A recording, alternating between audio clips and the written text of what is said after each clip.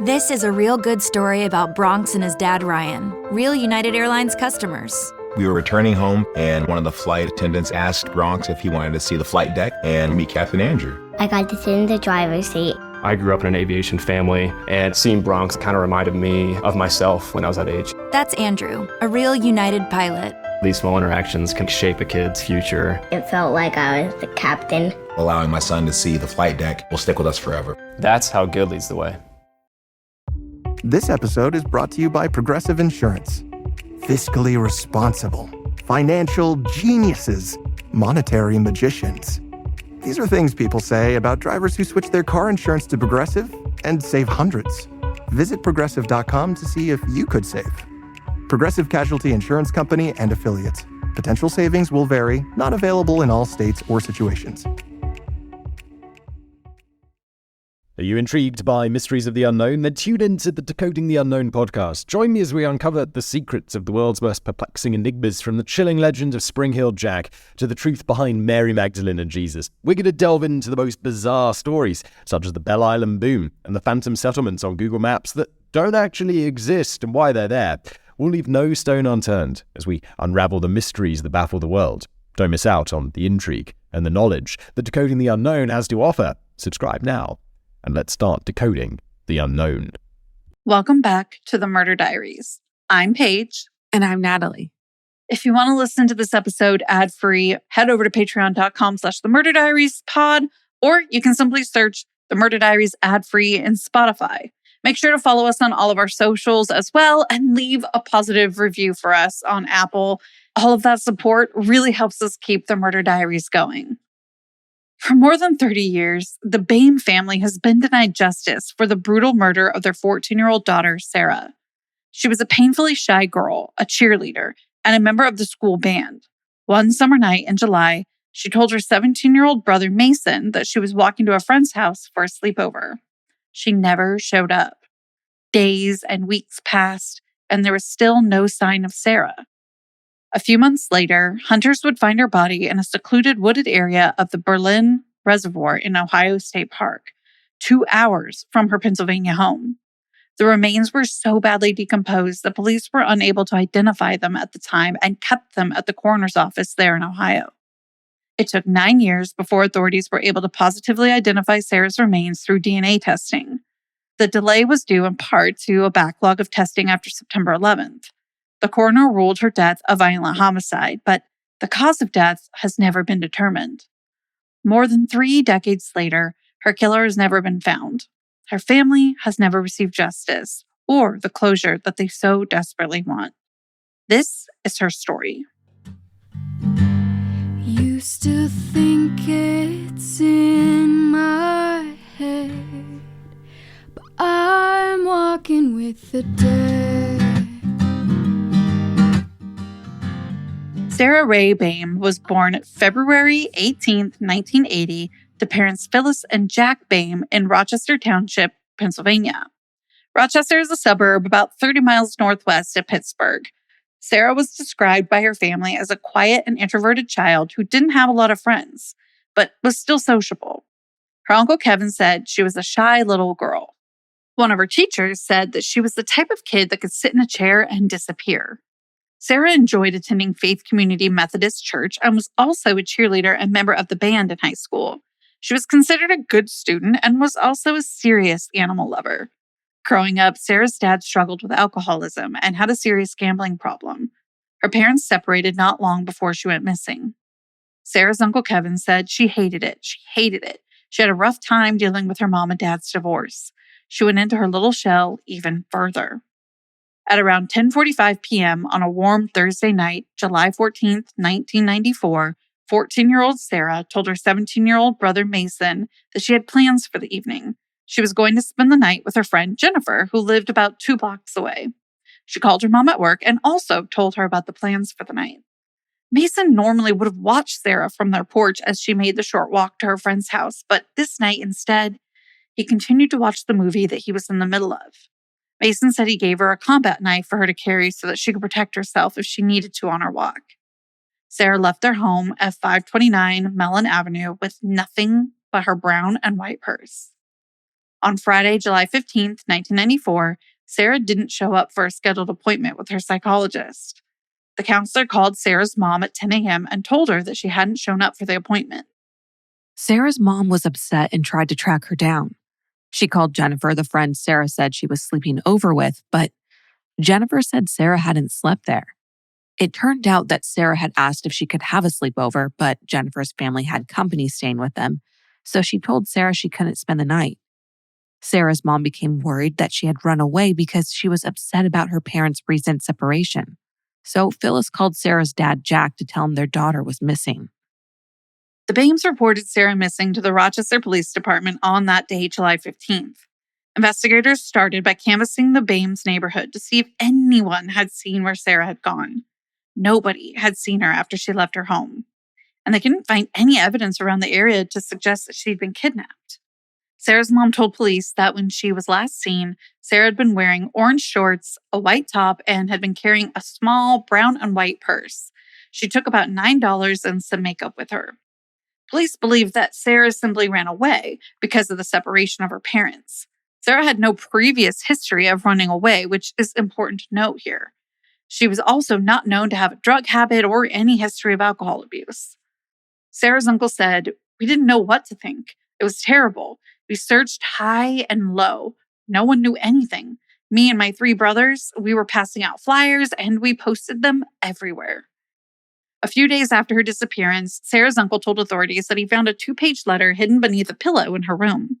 The bizarre letter, written in several different colors of ink, said that Sarah felt she was a burden on her family and believed strongly that they would be better off without her around. The letter also said that she'd been seeing a much older man who, while abusive towards her, gave her the love she felt she was not getting at home. He had promised to always take care of her. The rambling letter led police to think that Sarah was a runaway, and therefore they didn't feel the need to enter her personal details into the missing children database. In fact, the district attorney's office didn't even release the contents of Sarah's letter until 2011. This is bizarre to us here at the Murder Diaries pod because she was a minor. So you would think that whether you're a runaway or you were taken, you are missing and you're a child and you clearly need help. So your information should absolutely be in a missing persons database. But regardless, we're going to get back to that letter in a few more minutes. Detective Kreider says about Sarah's letter, it was very heartbreaking, the sadness that she was trying to get out in her writing. Police also learned that she had written to military recruiters, but because she wasn't 18 yet, she was told she was too young to enlist. Detective Viscuso says she was looking for an escape. What she was escaping from, I don't know, but she wanted out. She had a lot of issues to deal with. She had nowhere to turn to. Beaver County Detective Lieutenant Kim Clements said that there are 5 unidentified fingerprints on the letters. A lipstick stain belonging to Jack Boehm's then girlfriend and future wife, Mary Ann, was also found on the letter, investigators said. Mary Ann reportedly fainted with the letter in her hand. Now, because of the contents of the letter left by Sarah, investigators focused their initial efforts around the Rochester Township region and transportation hubs that she may have been using to travel to the cities she mentioned in the letter, New York City and Washington, D.C. Detectives also searched the woods behind the Boehm's house and checked with her friends to make sure Sarah still wasn't in the area. Sarah's mom gave the police a recent photo of her and waited by the phone for any updates from them. At the time of her disappearance, Sarah was blonde-haired with blue eyes and approximately 5'5" to 5'6", and she was between 110 to 120 pounds. She had a scraped knee from a recent bicycle wreck, and she also had both ears pierced with one traditional hole in each ear. Local investigators continued their search throughout the area and posted pictures of Sarah all around Beaver County. Additional rewards were offered for information on her whereabouts, and many neighbors joined in on the search for her, hoping to find the young girl and have her returned safely to her family. Luke Boehm, one of Sarah's uncles, said, "I drove around with my 2 little kids at the time. For days we were looking, trying to find her. We went up to Pitt, showed pictures, trying to find her. It was really tough. It was tough on the whole family because they were considered suspects." As the news around Sarah's disappearance began to spread across Western Pennsylvania and beyond, one of the issues investigators faced was the large number of possible sightings reported to local police. Sightings ranged from around Beaver County and extended all the way as far as California. Investigators continued to look into anyone connected to the case throughout the 1990s, but nothing conclusive came out of the initial interviews. Despite the best efforts from local police, the case began to go cold as the year 2000 quickly approached. The search for Sarah went nowhere for several years. Then the case landed on the desk of Detective Andy Gall. He said, "I found the information in the case very perplexing. I've been a policeman for a little less than 50 years now. This has been the most confusing case that I've ever worked on. I cannot remember a case where a child of 14 ran away and no one had a legitimate sighting." Detective Gall's fresh eyes on the case had him questioning the Boehm family all over again. Detective Gall had just confronted Sarah's dad, Jack, in regards to another case he was working on, which raised suspicions. You see, Detective Gall eventually arrested Jack for sexually assaulting a child. That child was a 12-year-old girl and was a relative of the family. She wrote a note about what had been happening to her, and it was troubling to say the least. At the end of the note, she wrote, "I don't want to happen to me what happened to his daughter." Detective Gall says that he was suspicious that Jack may have abused Sarah as well, and that's why she ran away, or maybe something even more sinister that had happened had caused her disappearance. Jack was evasive, to say the least, and denied involvement in Sarah's disappearance, but detectives still weren't so sure. He bought Christmas presents for Sarah every year after she disappeared and included, "And if this is Sarah, please tell me where you are," on his answering machine greeting.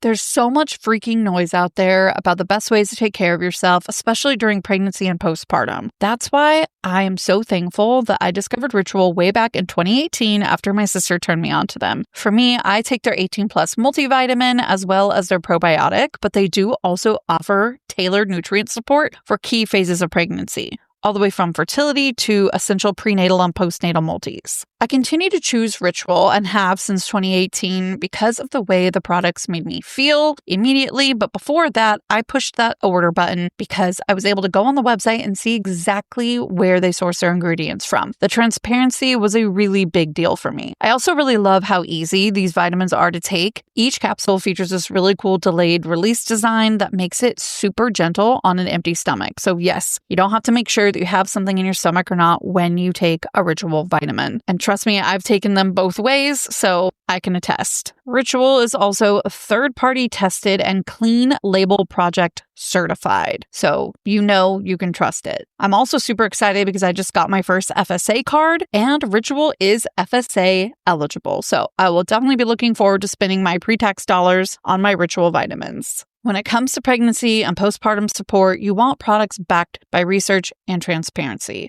Mom Founded Ritual puts in the work and shows you the proof. Get 25% off your first month at ritual.com/diaries. That's ritual.com/diaries for 25% off your first month.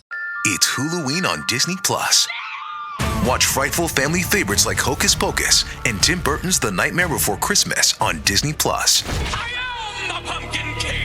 Then take the terror to 10 with a thrilling new remake of The Hand That Rocks the Cradle, Scream, and more with Huluween on Disney Plus. All these and more streaming this Halloween season with Hulu on Disney Plus. Bundle subscription required. 18 plus. Select Hulu content via Disney Plus. Additional content on Hulu app. Terms apply. Visit disneyplus.com/Hulu for details. Anyone can follow. It takes something special to be an original, which is why the 2025 Lincoln Navigator SUV arrives with new ways of surrounding you in luxury, including the ultra-wide 48-inch panoramic display and the multi-sensory Lincoln Rejuvenate experience. A true original never stops evolving. So meet the 2025 Navigator, the original that's all new and better than ever. Learn more at Lincoln.com. Lincoln and Navigator are trademarks of Ford or its affiliates. Authorities thought Jack's behavior could be a result of feeling guilty, but Jack continued to maintain his innocence. Police gave him a polygraph test, but it yielded inconclusive results. He also had a strong alibi. See, Jack had been out of state at Jamboree in the Hills, a music festival in Ohio, and it was the same night that Sarah disappeared. The concert was a considerable distance from where Sarah went missing in Pennsylvania, and he attended with friends who verified his attendance. It is, however, important for us to point out that while Jack was never arrested in Sarah's case, he was also never ruled out officially. In 2011, the DA's office finally released the 2-page letter that was found under Sarah's pillow 2 days after she disappeared. It had been addressed to whoever cares, and here's what it said. I've always said the day I walk out the door is the day I'll never return. I've thought everything over, and it's best I leave.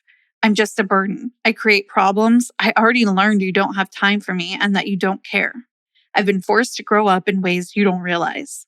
When my brother and my mother went crazy, everybody forgot about me. This left me vulnerable. I met a guy who gave me love and whatever else I was not getting at home. He was a very, very abusive man. Didn't anyone wonder why I always had injuries and said I fell? Anyway, I was never good enough, so I quit eating. That's why I was always passing out. But again, everybody couldn't say that. I learned to live on my own. I'm very independent. I did what I had to do to live. Now I'll really be on my own. Don't worry, I'll survive. Maybe I'll even be a cardiologist or a musician. Who knows? The law is that parents have custody of their kids until they turn 18. I may be 14 years old on the outside, but I'm 25 on the inside. I know how to take care of myself. Hell, I've been doing it for years now. I'm pretty good at it too. I don't want to hurt anyone. If I do, I'm sorry. Really, I am. I have a better chance surviving on my own out in the world than I do here in Rochester, Pennsylvania. Remember, it's nobody's fault. I was not forced to leave. If I stayed, however, I'd be miserable. If I left, I'd be happy. I don't want anyone to worry. I promise I'll be fine. If I realize I can't do it on my own, I'll come back home, if they'll have me. But I'm pretty confident I'll be okay. I don't mind if you don't love me, but please don't hate me. Please don't try to find me, because you won't find me. By the time you read this note, I'll be gone. Maybe to DC or New York. I haven't decided yet. Maybe I'll be a musician or a cardiologist. They're both big cities, so you won't be able to find me. This is all for the best. Wish me luck and say a prayer for me, okay? I'm sorry. Sarah Rae Boehm. Detective Gall was struck by how emotional the letter was and said, we have a young girl who is very desperate for love, very desperate for attention, and was feeling that there was no hope for her at home. A key part of the letter said Sarah might be in DC or New York, so you won't be able to find me. The letter did sound like a runaway note, but Detective Gall had doubts about that. The letter that the police were given was only a photocopy, which Gall said made us suspicious. Sarah's mother kept the original letter at home in her family Bible. Officials were able to authenticate the letter from samples of Sarah's writing from her high school work, and experts confirmed that it was indeed her handwriting. Detective Kreider noted that the 2 pages of the letter were written in different inks, indicating that they may not have been written at the same time. The last sentence of the first note talks about being a musician or cardiologist, who knows. Then the second part of the note talks about parents having custody until their kids are 18. Those 2 thoughts don't really go together. And on top of that, she references being a musician or cardiologist twice as well, each on the separate pages. Investigators wondered if someone had found Sarah's journal and put the 2 pages together, or if the note had been tampered with in some other way. Given Jack's 1999 charges and subsequent conviction of indecent sexual assault, Detective Gall said that they felt they had a potential motive for him to kill his daughter and fake her running away, tampering with her journal to create a runaway note. Detective Gall said, that's one of the major stumbling points that every investigator who looks at this case deals with. What's the real origin of that note? Meanwhile, Detective Gall questioned Sarah's brother Mason again. After all, he was the last known person to have seen Sarah alive. The detective wanted to be sure that Mason, now 23 years old, wasn't withholding information or evidence about his father or anything else that could be related to Sarah's case. Mason told his story again to Detective Gall. He was home with Sarah while their mom was at work that night. Sarah said she was going to sleep over at a friend's house and left. And as you might recall, Mason had previously told authorities that he gave her a weapon to protect herself with instead of watching her walk that short distance to her friend's house from the porch, which he normally did because he was watching a movie. Detective Gall says that he thought Mason giving her a weapon was a bit odd because the Boehms didn't live in a particularly dangerous neighborhood. But what caught Gall's attention even more was that over the course of the 6 years since Mason had first described the weapon, the type of weapon changed. He originally had told police that he'd given Sarah a combat knife that night that she walked to her friend's house. But this time around, he told Gall it had been a pair of brass knuckles. Those are two very different things, obviously.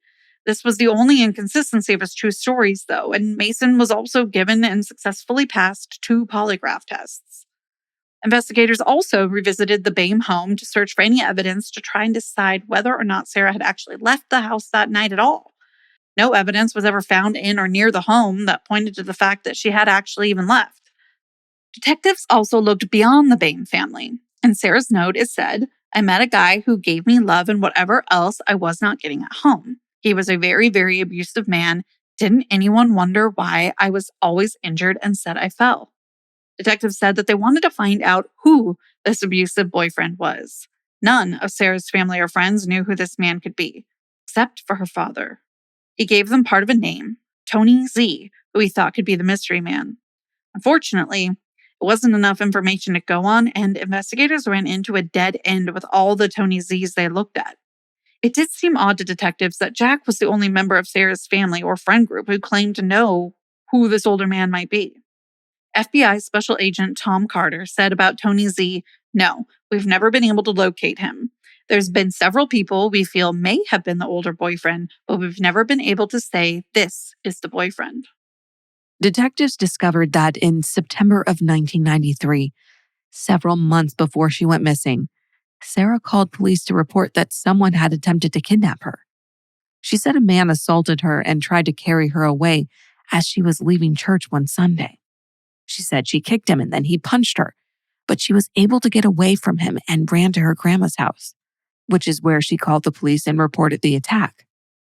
Sarah shared her story at the time on the local news, saying, "I was just thinking, oh God, please don't let him kill me. I just had a thought in my head that I was going to get killed." She described her assaulter as 5'7", with thin brown hair, big eyes, and wearing a dark blue shirt and dark sweatpants.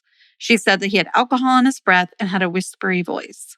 She also helped police create a composite sketch of him. One of Sarah's neighbors believed that they saw the same attacker driving a beat-up blue vehicle. Police were never able to track down the attacker, but it was, of course, concerning to them, given that Sarah went missing less than a year later in July. Some people were skeptical and thought Sarah may have made up the story to cover up the bruising on her body, which they thought could have been from the abusive man that she mentions in her letter, not some random attacker. Her uncle believes it was a cry for help and attention. During the summer of 2009, the 15th anniversary of Sarah's disappearance, the FBI put up billboards featuring her case along highways in Pennsylvania and Ohio. The year that Sarah would have been 20 years old, 2 of her cousins thought that they saw her at the Deer Lane Grill, which is a bar in Rochester. They approached the woman and asked her if she was Sarah Rae Boehm. The woman said yes. Instead of calling the police, the cousins called their uncle. When they returned, they had lost sight of the woman and never saw her again. Investigators went to the Deer Lane Grill and asked to check their surveillance footage. After reviewing it, Detective Gall said Sarah's parents and uncle all agreed that the woman in the video looked a lot like Sarah and very well could have been her, but they couldn't be 100% certain. Investigators spoke with dozens of Deer Lane patrons and bar employees to see if anyone could identify the blonde woman at the bar that night. They were able to get a lead on a woman who lived in a nearby trailer park. The woman answered the door, but after checking her ID and speaking to her husband, the police decided that she wasn't the Sarah they were looking for. In 2003, Lieutenant Clements was poring over the Jane Doe Network, a website for tracking unidentified and missing persons, and found a picture of a Jane Doe in Portage, Ohio. The photo looked eerily similar to the one investigators had on file of Sarah. Both showed a girl with wavy hair up in a high ponytail of similar length, among other similarities that led investigators to believe that this Jane Doe could be Sarah. A sample from one of the femurs of the remains and a DNA swab from Sarah's mother confirmed the body was in fact Sarah. The remains had been found by hunters on November 4th, 1994 in Portage, Ohio, near Berlin Lake. This is just months after Sarah had gone missing all those years before. By this time in 2003, the medical examiner could not determine a specific cause of death, but did rule it a homicide. It also wasn't clear where Sarah had been murdered. Detective Gall says it was very chilling. It was a homicide at that point, a homicide which may have occurred in another state. There were no clothes, jewelries, or belongings found, only human remains. Detective Clements was transporting a witness in an unrelated homicide case when she learned of the match. The DNA results didn't come back until 2003 because of a long backlog at the FBI lab after the September 11, 2001 terrorist attack, and the initial DNA sample was insufficient, police said. Clements said that learning of the match was a pretty intense moment in her career. She described the identification of Sarah's body as bittersweet. She said, "I'm glad that we're getting her home, but you wanted to see that kid come home alive and well." FBI agent Thomas Carter said she had no money, she didn't drive, this park is so remote and out in the middle of nowhere that unless you're from Ohio, you'd never know where it is. How does a 14-year-old girl from Pennsylvania go missing and end up in rural Ohio? Did she actually leave the house that night with the intent of running away, or did she walk out of the house and someone pick her up and take her to Ohio? Sarah was buried in the Sylvania Hills Memorial Park in Daughtry Township, Pennsylvania in 2006. After this positive match, it definitely became interesting to investigators that in August of 1994, the naked body of 17-year-old Catherine Menendez was found by a gas company employee in the same park where Sarah was found. She had been stabbed, strangled, and bludgeoned, and her body was dumped without any clothes on. Detectives do believe that the two murders are linked. The similarities between the two cases are just too strong for it to be a coincidence, including the fact that their bodies were found just half a mile apart. Because of this, police started asking themselves if there was a serial killer involved. In June of 2024, Catherine Menendez's body was exhumed for further investigation of the girls' murders and to find any other possible connections between the two. Detective Gall now believes that Sarah was murdered very soon after she went missing from Rochester in 1994.